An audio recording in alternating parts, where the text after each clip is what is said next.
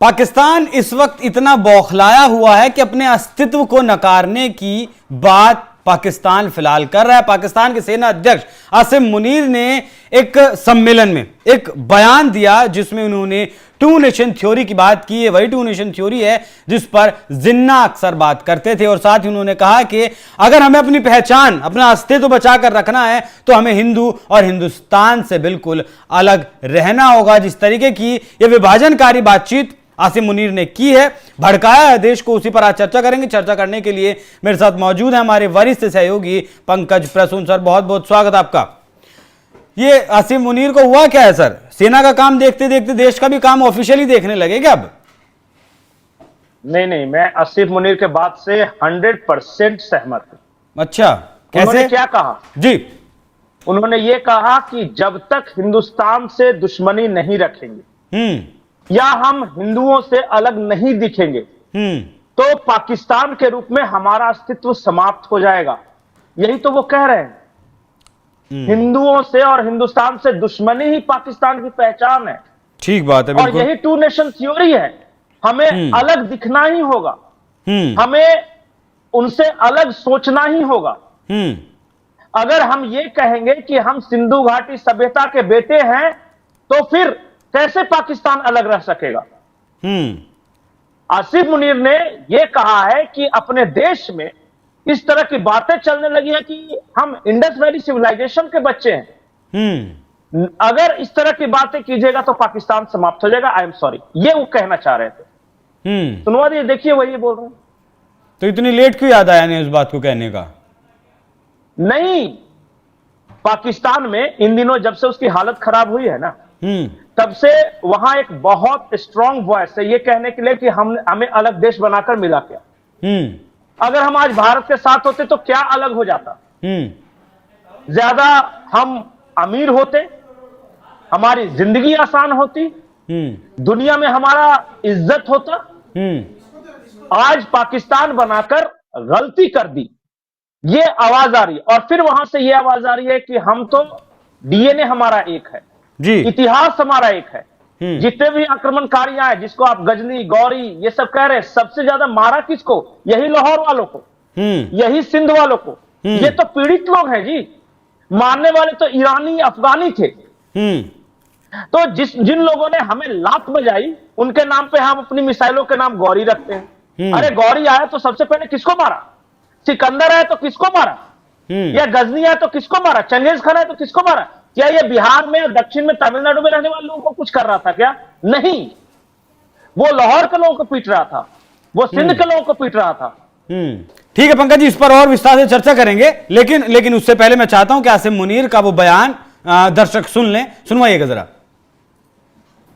The thought that we are different from the Hindus in every possible aspect of life. Our religion is different, our customs are different, our traditions are different, our thoughts are different, our ambitions are different. That was the foundation of the two nation theory that was laid there. That we are two nations, we are not one nation. So because of that, our forefathers, they struggled, mounted that incessant struggle to create this country. Our forefathers, they have sacrificed immensely and we have जी sir, ये वही पुराना राग अलाप रहे हैं जो इनके पहले भी सेना अध्यक्ष अलापते रहे हैं। ज्यादा कुछ नया तो नहीं है। पाकिस्तान बना है ना, तो हुआ ये कि 500 सालों से, 5000 सालों से रह तो ये साथ में रहे।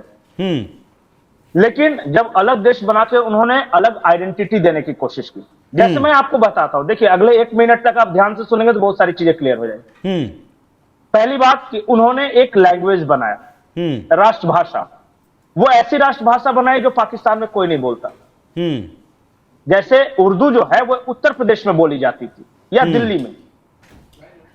पख्तून जो है वो नहीं बोलते थे उर्दू, बलूच नहीं बोलते थे, जो पंजाबी है वो पंजाबी में बात करते थे, और सिंधी सिंधी में। तो उन्होंने यहां से निकाल के एक उर्दू को कह दिया कि हमारी राष्ट्रभाषा रहेगी। और हम हैं कौन? वो इतिहास की किताबों में क्या पढ़ाएंगे? तो जो वो हैं उससे अलग करने के लिए उन्होंने अलग अलग समय में अलग अलग बातें अपने बच्चों को बताई। कुछ लोगों ने कहा कि हम तुर्क थे, हम ईरान से आए थे, कुछ लोगों ने कहा कि नहीं हम अफगान से आए थे, हमारे पूर्वज अफगानी हैं। तीसरे ने कहा कि नहीं हम टर्की से आए थे। तो वहां एक आइडेंटिटी क्राइसिस भी है, क्योंकि टर्की से किसके बाप दादा आए थे, ईरान से किसके बाप दादा आए थे, अफगानिस्तान से किसके बाप दादा आए थे, वो ढूंढ रहे हैं आज तक। और जब भी अपनी वंशावली निकालते हैं तो वो कोई भारतीय निकलता है। ठीक है सर। उन्होंने बकायदा, तो देखिए शिक्षा हो या कोई भी पहचान पाकिस्तान की हिंदुस्तान के बिना हो ही नहीं पा रही थी। अब हिस्ट्री शेयर करते थे वो, तो हिस्ट्री में सीधे शुरू हो जाता था कि मोहनजोदड़ो हड़प्पा संस्कृति। वो बोले कि हम पढ़ाएंगे नहीं अपने बच्चों को, हम तो ये पढ़ाएंगे कि पाकिस्तान की हिस्ट्री तब से शुरू हुई जब से मोहम्मद बिन कासिम आया और उसने हिंदुओं पर इस्लामिक राज्य स्थापित किया। यही सिर्फ, तो हर चीज पाकिस्तान का बनना, पाकिस्तान की पढ़ाई, पाकिस्तान की भाषा, वो सब भारत से अलग दिखाने की कोशिश लगातार करते रहे, लेकिन आज तक सफल नहीं हुए।